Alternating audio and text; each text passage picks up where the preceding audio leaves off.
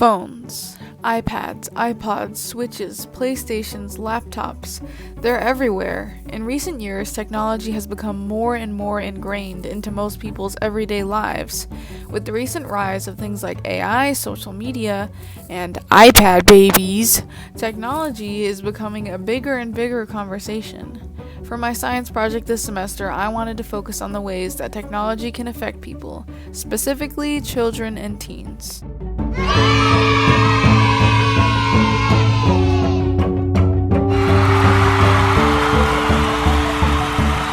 First, let's cover the basis of data I collected. I interviewed 12 of my fellow students and asked them some questions related to their experiences and opinions on technology, 8 out of 12 being juniors, 3 freshmen, and 1 senior.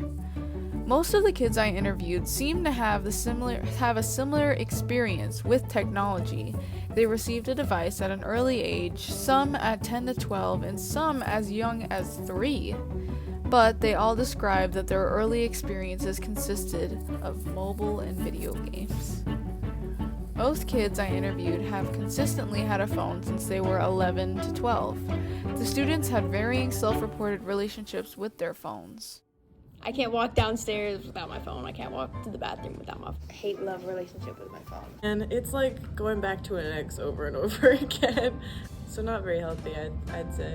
Just use it occasionally when I need to like text somebody or if I'm not doing anything.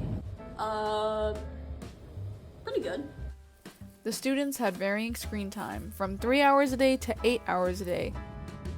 On an average, I spend 5 hours and 32 minutes on my phone. Somewhere around like 3 to 4 hours. It's 4 hours.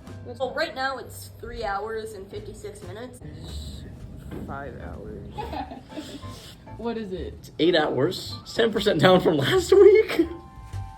The mean average being 5.125 hours a day. That would mean the average student, based off this group, would spend 1,825 hours a year on their phone. Around 20% of their year.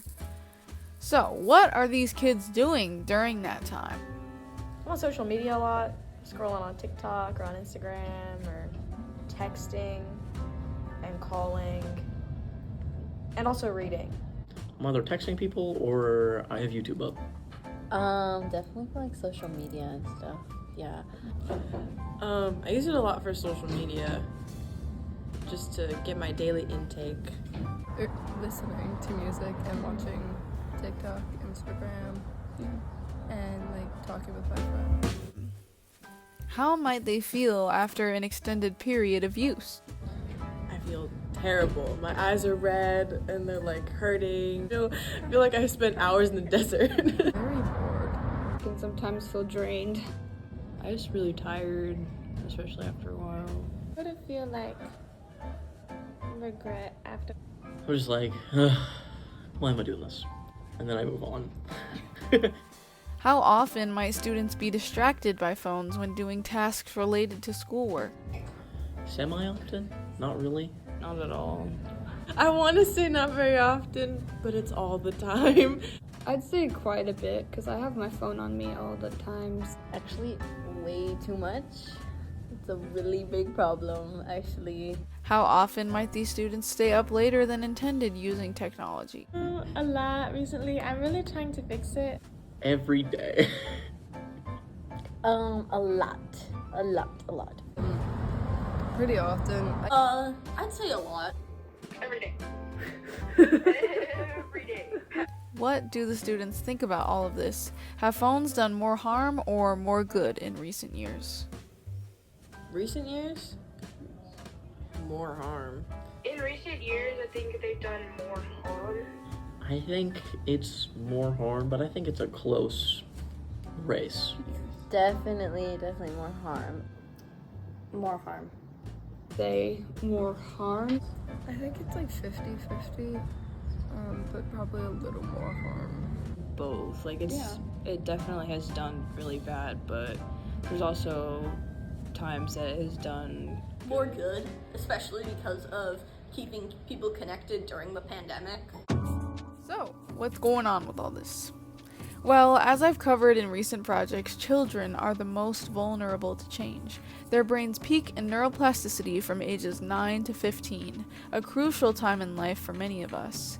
But in order for most mammals to develop, they need play. Play is the work of childhood, and all young mammals have the same job: to wire up their brains by playing vigorously and often, practicing the moves and skills they'll need as adults. They want to play, need to play, and end up socially, cognitively, and emotionally impaired when they are deprived of play. Once upon a time, play was usually something we pictured outside. You know, the classic picture of a young child playing outside with the neighborhood friends. Kids climbing trees, chasing each other, kids experimenting with social dynamics and toys, allowing kids to take risks appropriately, and learn the basis of play. Kids need to take risks, fail, and try again in order to learn. Then it changed. Parenting styles changed a lot with the introduction of the internet. Kids moved inside and play moved to the laptop, the PlayStation, the Xbox, and the infamous iPad. There are numerous problems with this play being moved online. One being that this environment does not provide children with the adequate skills or resources in order to properly socially and emotionally develop. You can consider the fact, hey, a lot of kids use the internet to communicate and connect with each other. Is that so bad? While this is true, connection via the internet can benefit a lot of kids. This type of connection can also harm communication just as much. Have you ever totally misread something someone has said? This is because often these types of connection lack the things our brains need for proper communication: tone, facial expression, and hand movement, body language. So we're left to rely on the language itself. These types of connections do not allow young people to develop proper social emotional skills. Another reason why this phone-based childhood can be harmful is because of the vast possibilities on the internet. You can see anything, anyone, at any time. You can find out whatever you want, whenever you want. And this can sometimes be identified as information fatigue.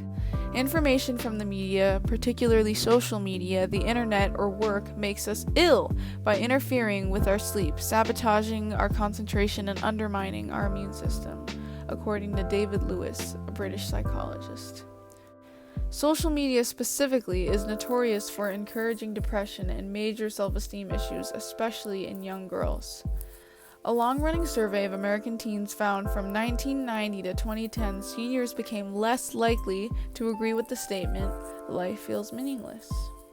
But as soon as they adopted a phone-based life, from 2010 to 2019, the number who agreed their life feels meaningless increased by 70%.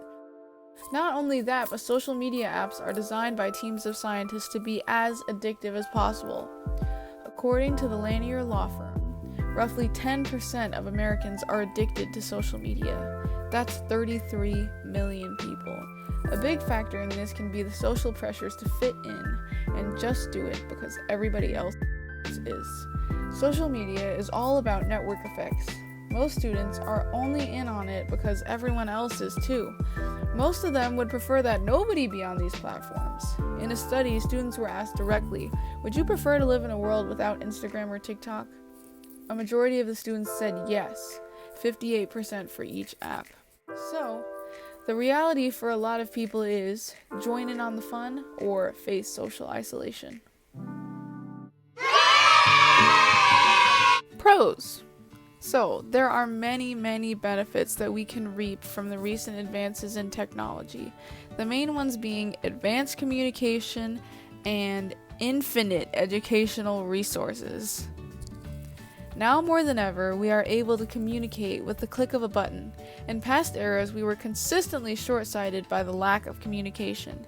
Technology like phones, iPads, and smartwatches allow parents to communicate more effectively and directly with their children. One of the biggest things I noticed when I interviewed my fellow students was that now, with the computer, we have infinite resources. We can learn seemingly anything on YouTube. Lots of students said, when I had asked in what ways technology had impacted their academic success, that it helped them a lot in providing great resources. Technology allows for students and kids to have easy access to learning devices. Quizlet, Gimkit, Khan Academy, and YouTube, which allows kids to customize their learning experience and go at their own pace, one of the many faults of our current school system. Technology can be a powerful ally in children's development when used thoughtfully and within recommended limits. Quick access to information, skill development, socialization, creativity, and digital literacy are just a few of the many benefits technology offers.